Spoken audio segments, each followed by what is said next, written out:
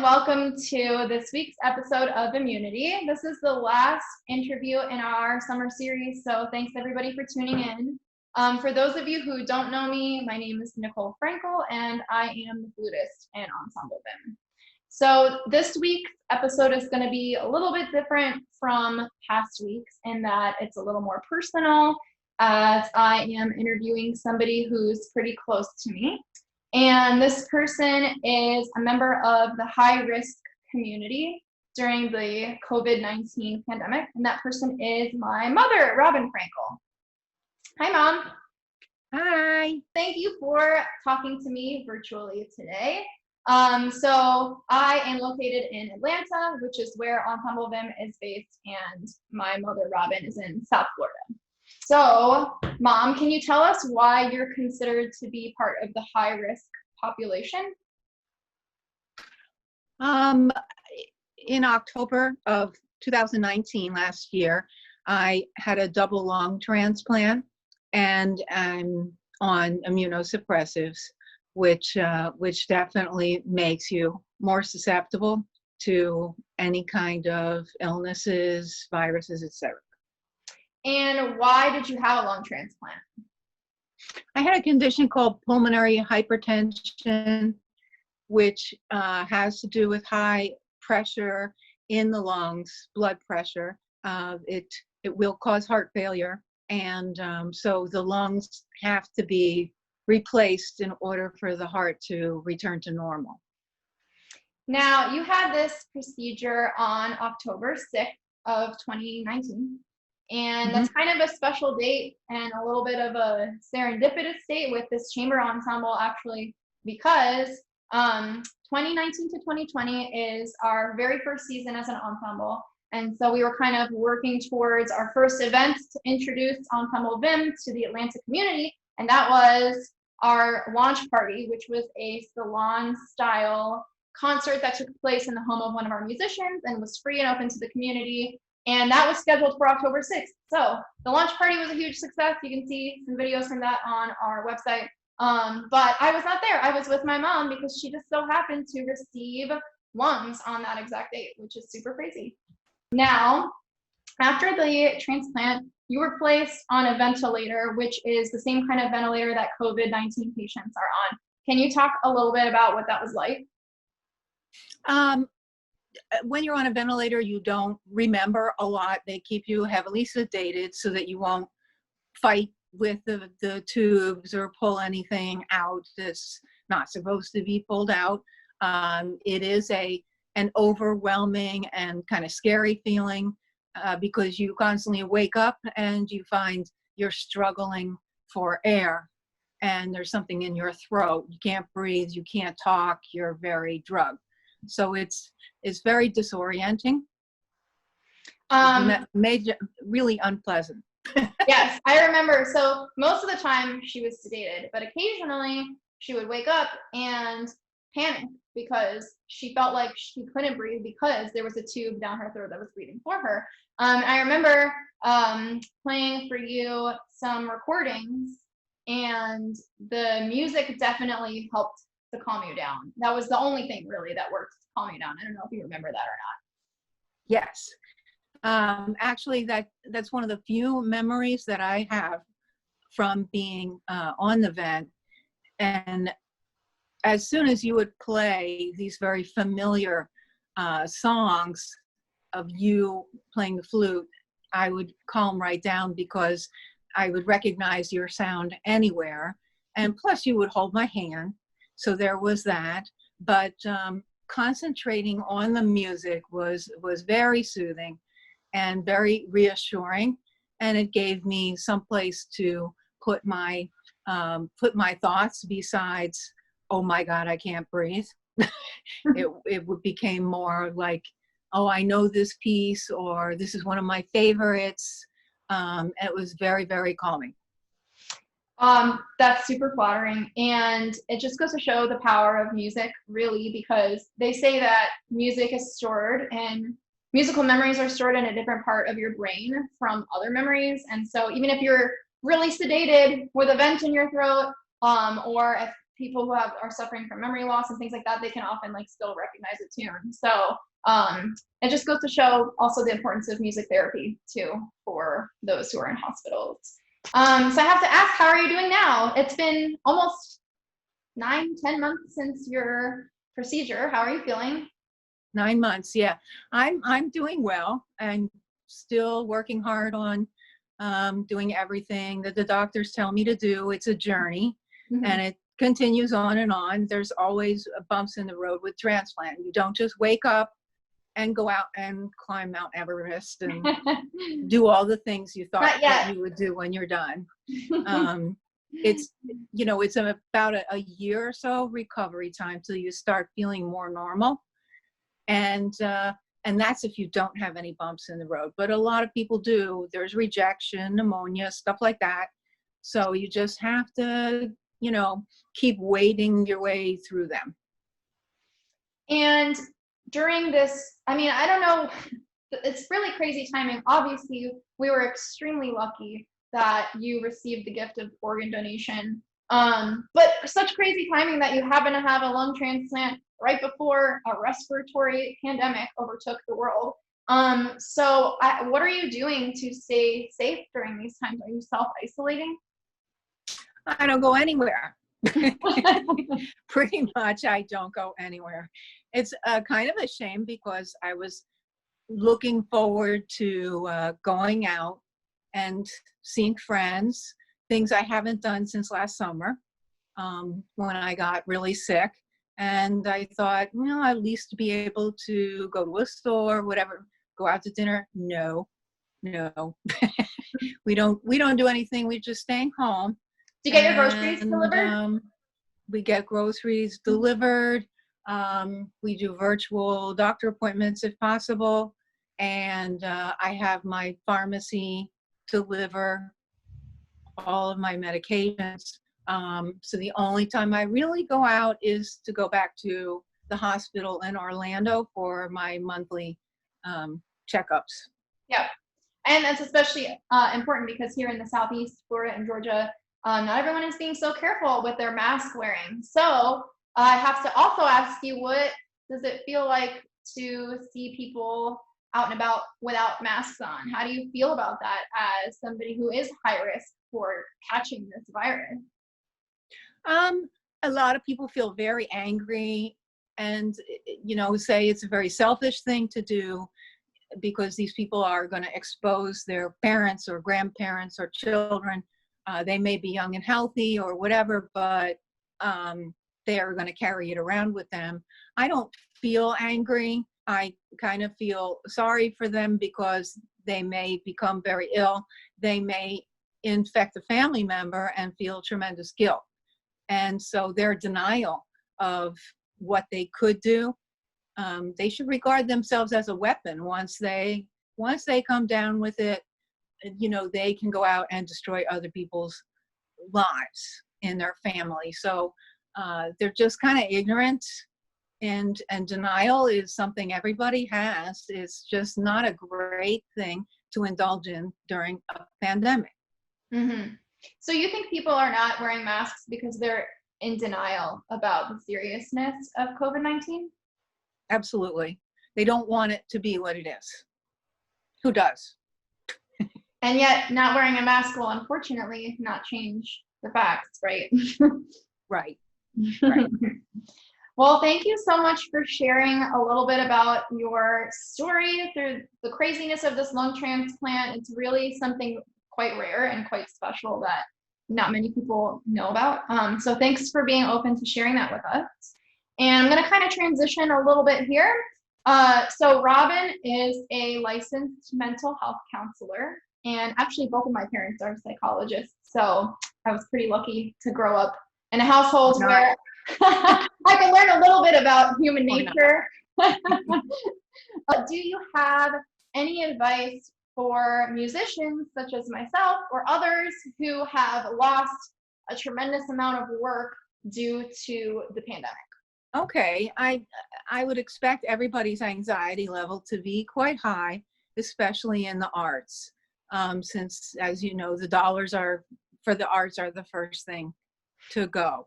And I think that the what if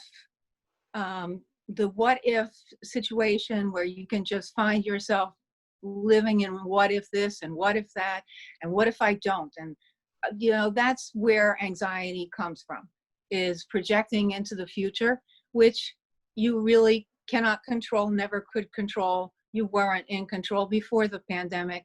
You are not in control of the future now either. And to pretend that you were is a form of denial as well. So you have to kind of accept and get comfortable with the fact that you cannot control any outcome here. And you're better off focusing on just today. Just focus on your health and well-being today, trying to relax and have some faith that you have a good brain. And in the past, you have used it to help yourself when you're in a fix. So what that means is that as time goes on and challenges present themselves, you have to trust you're going to know what to do in the moment. You can't plan ahead for this kind of thing. You can't say, well, I need a plan just in case this happens or that happens. What if I get COVID? What if I don't get a job? You can't do that because there's absolutely nothing within your power to make that come out the way you want it. So you are much better off saying, I believe that I will do the best thing that I can in that time. When I have enough information to make a decision, I'll make a decision that's good for me. In the meantime, I have no clue what the decision will be about, what kind of decision I'll need to make. So I might as well try and have a pretty good day and try to relax and handle things one at a time as they come along, and attend to your mental health and your physical health at this time. Is a great opportunity to deal with both in a different way. Normally you don't have time to service your mental or physical health, but right now you do. You can take walks and you can do things that are relaxing. You can read things you didn't have time for before. You can try and do some exercises to calm yourself when you get nervous and get better at that. So I would invest time in myself right now, because you won't get that chance again. That's a really great point and excellent advice for those of us who are facing anxiety right now, which I think it's probably most humans. I remember something that you told me when I first lost all my gigs back in March. And so I'm pretty new to Atlanta as a flutist. This is my second year here. And so I worked really hard to get all of my performance opportunities lined up, as we all do as freelancers. And then when they disappeared, I had a lot of panic to deal with. And Robin told me, and this has really stuck with me, she said, you never really know what's coming, you just think you do. So that, I find that comforting, and I wanted to share that in case others might find it comforting, because it's so true. Control is really an illusion, and you never know what could happen the next day, regardless of a pandemic or not. So what would you recommend in terms of mental health resources to help people manage their anxiety during this time? There are quite a few hotlines out there. If you look under COVID resources, there are hotlines for people who are feeling anxious, not just for information about COVID, but also, to manage their anxiety. There's plenty of telehealth resources, and they are waiving a lot of co-pays right now so that you could talk to a therapist who might be able to help you bring it down a notch when you get into what ifing and worrying about the future. I would also say that you should spend time trying to learn how to relax your mind and relax your body. And I also would like to say that if you all have built a career before, perhaps multiple times, then you possess the ability to build it another time. So whatever tools, whatever skills that you were employing to build your career before COVID, you will use again. You will start over again, and you will do the same thing, and you will make it work just like you did before, because those tools belong to you and no one can take them away. COVID didn't take them away. So It's like the ability to make friends. If you've had friends in the past, you'll make friends in the future just because you know how. So career building is the same thing. So to worry less about what's going to happen is the most important thing you can do, and to worry more about how do I take care of myself so I don't get out of control with my anxiety. I'm just going to take a second to plug a couple of hotlines here for those of us in Georgia.